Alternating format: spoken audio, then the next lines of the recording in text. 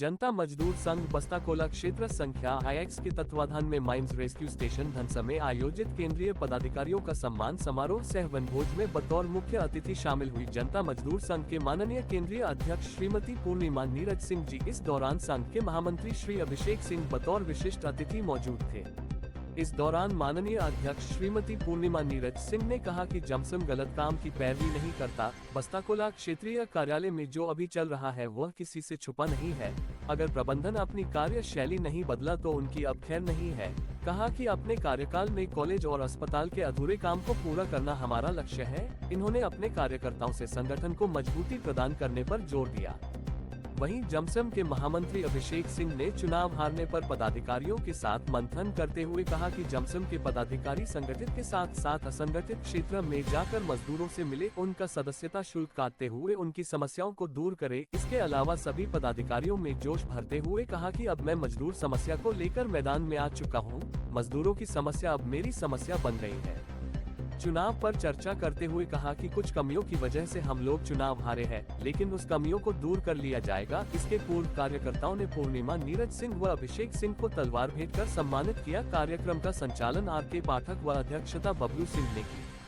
मौके पर अक्षयलाल यादव, हरे राम सिंह, राकेश सिन्हा, मुन्ना सिंह, केशर सिंह यादव, मनोज यादव, दिलीप सिंह, अभिषेक Parmar, Lal Bahadur Yadav, Rajiv Ranjan Singh, Dhirendra Singh, Shiv Shankar Mahato, torsion Bhuria, Mukesh Bhuria, tiger Chaurasia, Mahendra Chauhan, Manoj Singh, Jitendra Paswan, Suraj Singh, बम्बेश Singh, विधा सिंह सहित अन्य थे।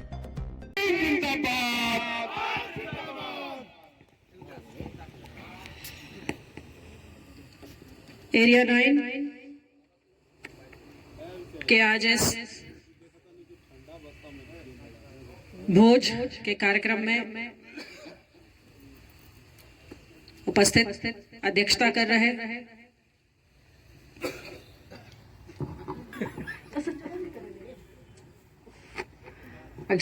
रामकृष्ण पाठक जी, हमारे अध्यक्षता और संचालन कर रहे रामकृष्ण पाठक जी, मंच पर उपस्थित नवनियुक्त महामंत्री अभिषेक सिंह जी, उपस्थित उपाध्यक्ष हरे राम सिंह जी, उपस्थित एरिया सचिव अक्षयलाल यादव जी और उपस्थित साथी सदस्य बबलू सिंह जी बोलते हैं, विजय बहादुर पता नहीं कितने लोगों को पता है, बबलू सिंह जी और मंच के उस ओर उपस्थित संगठित और असंगठित एरिया 9 के सभी लोगों को मेरा प्रणाम। आप सभी लोगों को 2025 नववर्ष की बहुत सारी शुभकामनाएं और आप सभी लोगों को बहुत सारा धन्यवाद उसके लिए जो आपने विगत 1.5-2 महीने चुनाव नतीजों के आने के पहले जो संघर्ष, जो मेहनत आप सबने इस चुनाव में की, उसके लिए आप सभी लोगों को बहुत सारा धन्यवाद। क्योंकि जो ये नतीजा आया है उसमें कहीं ना कहीं आपकी मेहनत, आपका संघर्ष, आपका साथ जरूर रहा है। बहुत सारा हमने यहाँ आकलन किया, विश्लेषण किया और चुनाव नतीजों पे मुझे लगता है, मुझे थोड़ा सा, बहुत ज्यादा नहीं, हमने क्या किया और क्या नहीं किया, कितना समय मिला और विगत 5 वर्ष कैसे निकले ये पता भी नहीं चला। अगर अभी ऐसा लगता है कि जैसे अभी 2019 का चुनाव हुआ था और अभी 2024 का चुनाव आ गया। इसमें जो प्रतिनिधि होता है उसका कार्य है कार्य करना, लेकिन प्रचार प्रसार करना किसका कार्य है? आप सब स्वयं अगर एक संगठन का हिस्सा है तो ये आपकी जिम्मेदारी होती है कि आप का जो नेतृत्व कर रहा है, अगर उसका कोई कार्य है तो उसका प्रचार प्रसार कौन करेगा? मेरे से जितना हो सकता है मैं कर सकती हूँ, लेकिन बताना तो कहीं ना कहीं, क्योंकि आप सब कोई ना कोई किसी ना किसी गली, किसी मोहल्ले, किसी कॉलोनी, किसी ना किसी जगह को रिप्रेजेंट करता है। यहाँ पर आज आप संगठन के बैनर के तले मिले हैं, लेकिन सामाजिक तौर पर आप कहीं ना कहीं जरूर किसी न किसी और जगह से जुड़े हुए जरूर होंगे। वो किसी जाति विशेष से हो, किसी स्थान विशेष से हो, किसी और संगठन से हो, अपनी जो है राजनीति जो आपकी अपनी पसंद होगी पर्सनल उसके तहत हो, लेकिन कहीं ना कहीं आपकी अपनी एक अलग पहचान यहाँ से बहुत हटकर है। उस पर आपने कितनी मेहनत की, ये प्रश्न आपको भी अपने आप से पूछना है।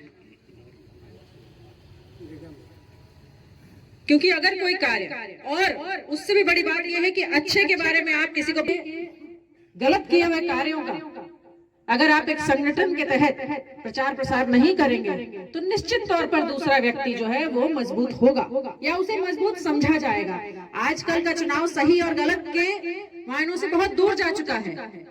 समाज में सही, आज जिस तरीके से मीडिया हर एक व्यक्ति के जीवन में पर्सनल तरीके से घुस चुका है, आप ये नहीं बता सकते कि आप यहाँ बैठे हैं, घर में आपका बच्चा किस चीज से सोशल मीडिया देख के प्रभावित हो रहा होगा और वहां उसे क्या नैरेटिव दिया जा रहा होगा।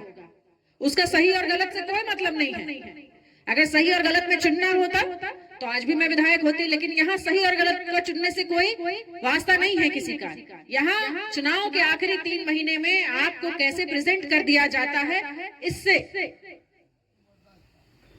निर्णय लिया जाता है कि चुनाव के दिन क्या होगा।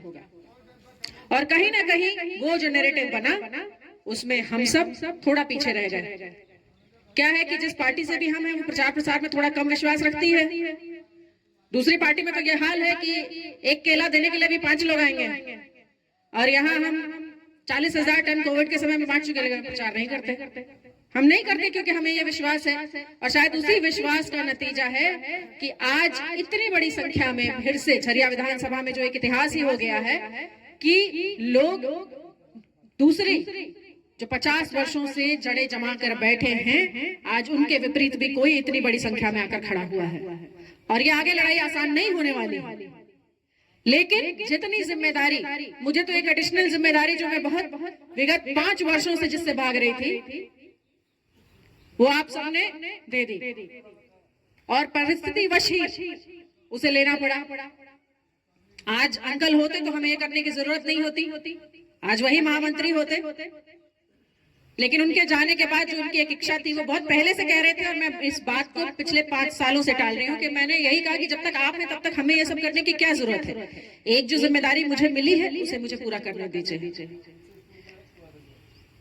लेकिन परिस्थितिवश फिर ये भी जिम्मेदारी मिली, लेकिन इसे मैं अकेले नहीं निभा पाऊंगी। जो मेरी जिम्मेदारी है फ्रंट फुट पर रहकर लड़ना, वो मैं करूंगी, लेकिन उसमें आपका साथ कैसे मिलेगा। अगर आज भी किसी का गलत किया हुआ आप बर्दाश्त कर लेंगे और टाल देंगे, अच्छा देखते हैं कितना चलेगा, तो हम फिर वहीं खड़े रहेंगे। आज आपके जो विपक्ष में खड़ा है, आज आप मानिए या ना मानिए, आपको आज के हिसाब से चलना पड़ेगा। आप कलयुग में त्रेता युग का व्यवहार लोगों से एक्सपेक्ट नहीं कर सकते। आप कलयुग में हैं, इसलिए आपको कलयुग में इसी की तरह रहना पड़ेगा। जैसा यहाँ लोग हैं वैसे आपको काम करना पड़ेगा। हम नेतृत्व करेंगे, हम फ्रंट फुट पे रहेंगे, लेकिन बैकअप में आपका क्या कार्य है। जहां आप अपने Subscribe now and press the bell icon. Never miss an update.